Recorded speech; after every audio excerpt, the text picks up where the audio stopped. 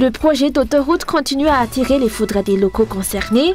Plusieurs hectares de rizières qui assuraient la subsistance des habitants d'Ambatlamptima-Foot, commune de Sabousnamine, ont été détruits en raison de la construction de cette autoroute. Craignant des représailles, ces habitants ne tentent plus d'entreprendre des actions pour s'opposer au projet.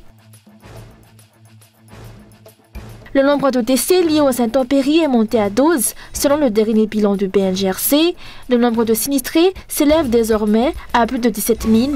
Le BNGRC et l'Église luthérienne malgache, ou FLM, ont officialisé ce matin leur partenariat pour l'aide aux sinistrés.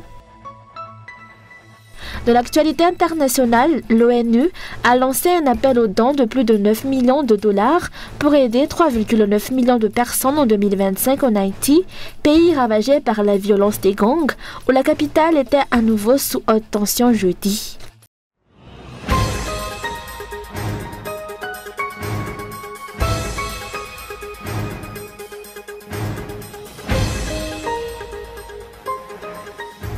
Plusieurs hectares de rizières qui assuraient la subsistance des habitants d'Ambatlamptima-Foot, commune de Sabousnamine, ont été détruits et ne produiront plus rien en raison de la construction de l'autoroute. Les agriculteurs d'Amboutfassen et des environs sont aujourd'hui dans une grande difficulté face à cette situation. Alors que la période de récolte du riz d'avant-saison devrait commencer, leurs rizières ont été remblayées. Les agriculteurs ont déploré également le manque d'attention du gouvernement face à leur situation. Nous, habitants d'Ambatlamptima-Foot, dans la commune de Sabousnamine, souffrons énormément à cause de ce projet. Nous ignorons la position des dirigeants et du ministère des Travaux publics à ce sujet, alors que notre situation devient de plus en plus difficile.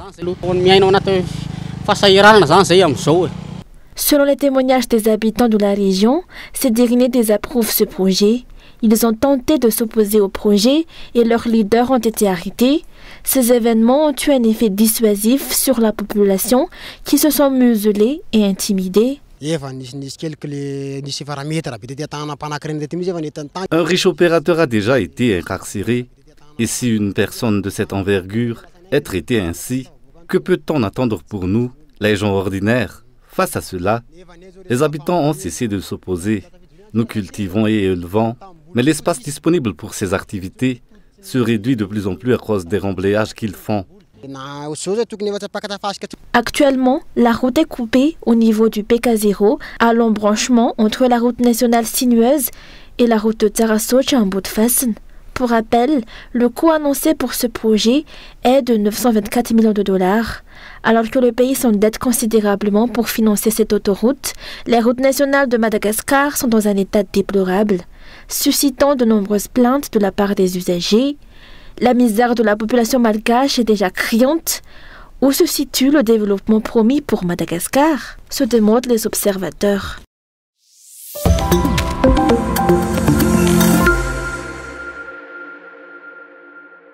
Le nombre de décès suite aux dernières intempéries a augmenté à 12 victimes, selon le dernier bilan du BNGRC, publié à 9h30 ce matin. Une victime dans le 6e arrondissement, 2 dans le 2e arrondissement, 2 à Mbujachim, 1 à Manzakanjin, 2 à Tannajivavarachan, 1 à Batfinanjan et 3 à Nousfark. Une personne a été secourue et une autre a été blessée. Face à cette catastrophe, le Bureau national de gestion des risques et des catastrophes et l'Église luthérienne malgache ont officialisé ce matin leur partenariat pour l'aide aux sinistrés. Suite aux difficultés rencontrées par une large portion de la population en raison des fortes pluies actuelles, le président de la FLM a réaffirmé que son Église est prête à soutenir les sinistrés, tant sur le plan humain que matériel, en signe de solidarité. L'Église FLM dispose de nombreuses infrastructures capables d'accueillir les personnes touchées par les inondations. Aujourd'hui, nous signons simplement un document, mais les actions ont déjà été entreprises depuis longtemps. Les techniciens ont mis en place diverses stratégies. L'Église participe activement chaque année dans ce type de situation.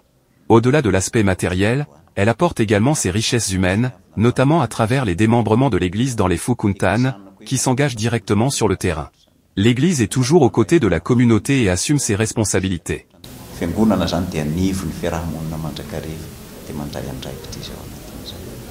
Selon ce dernier rapport du BNGRC, le nombre de sinistrés s'élève désormais à 17 908 dans les régions d'Analamang, Ambusch, Ambat-Finanjan, Menabe et Vatfav, suite aux fortes pluies qui ont débuté vendredi dernier.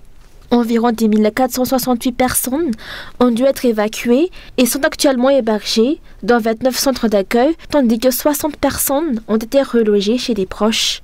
Le rapport fait également état de 3 261 habitations inondées, 5 endommagées et 13 détruites.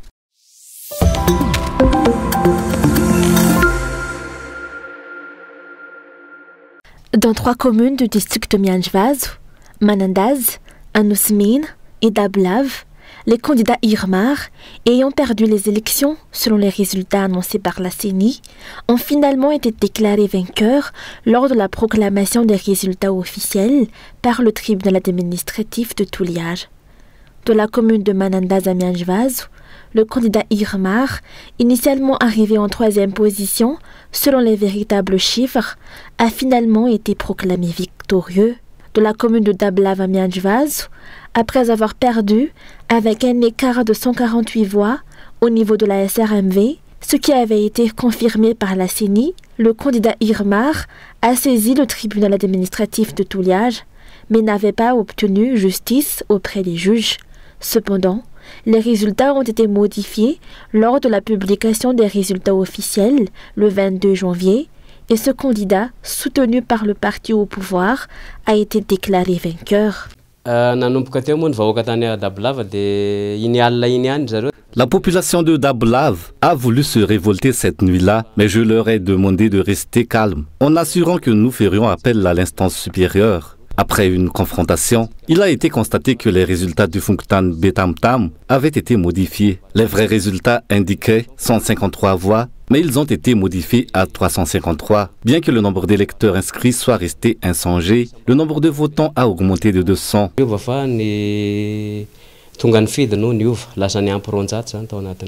Après cette confrontation, le tribunal administratif de Touliage aurait reconnu l'existence de fraude. En conséquence, il a adressé des lettres aux communes de Manandaz, Anusmin et Dablav, informant le Conseil d'État de ces modifications apportées aux résultats qui ont conduit à la proclamation des candidats Irmar comme vainqueurs. Ces contentions électoraux font actuellement l'objet d'une procédure devant le Conseil d'État. Nous attendons de la sagesse de la part du Conseil d'État face aux irrégularités constatées depuis la SRMV et la CENI. Nous continuons à appeler la population au calme et à éviter toute forme de violence en attendant l'issue de cette procédure. Toutefois, si la vérité n'était pas reconnue, nous ignorons ce qui pourra advenir. Les élections municipales sont des scrutins de proximité et il est à craindre que l'imposition d'un maire qui n'a pas été choisi par la population n'entraîne des troubles au sein de la commune pendant les 5 prochaines années. C'est la raison pour laquelle les candidats de ces communes ont saisi le Conseil d'État.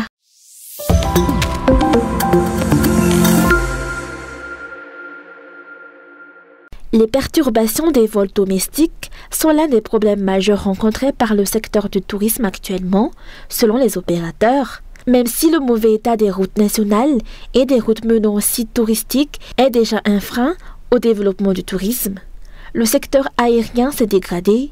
Les horaires de vol ne sont pas respectés et des annulations sont fréquentes, a déploré l'Association des guides nationaux et des chauffeurs touristiques d'Analamang.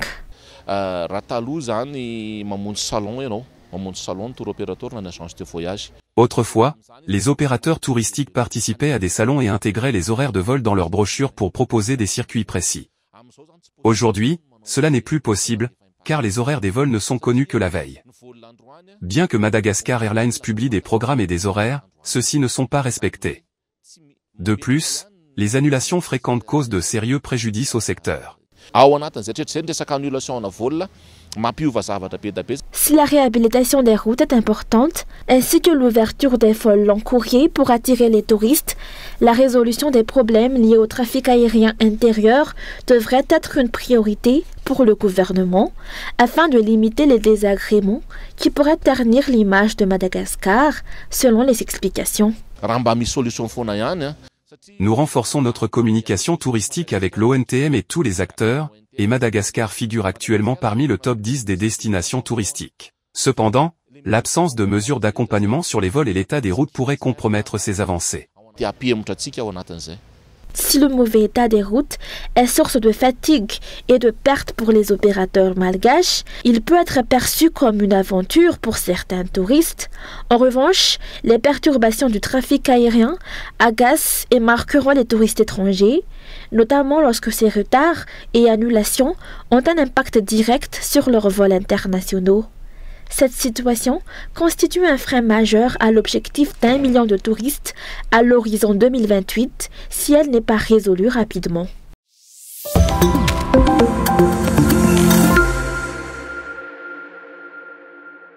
L'ancien chef de région Tiyourmé et 4 de ses collaborateurs ont été placés en détention provisoire pour détournement de fonds publics d'environ 245 millions d'ariary. Suite à leur comparution devant le pôle anticorruption de Fianarantsoa le 18 février, les charges retenues contre eux sont, outre le détournement de fonds publics, l'abus de pouvoir, la falsification et l'usage de faux.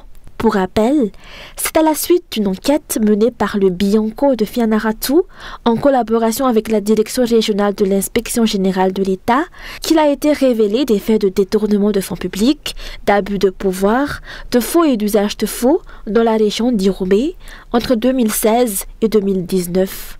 8 personnes ont été impliquées dans cette affaire et ont été traduites devant le pacte de Fianarantsoa. Seuls 5 d'entre elles, dont cet ancien chef de région d'Iroumé, l'ancien trésorier de la région et leurs collaborateurs, ont été placés en détention provisoire. Il s'agit du premier résultat obtenu par le pacte de Fianarantsoa depuis sa création en décembre 2024.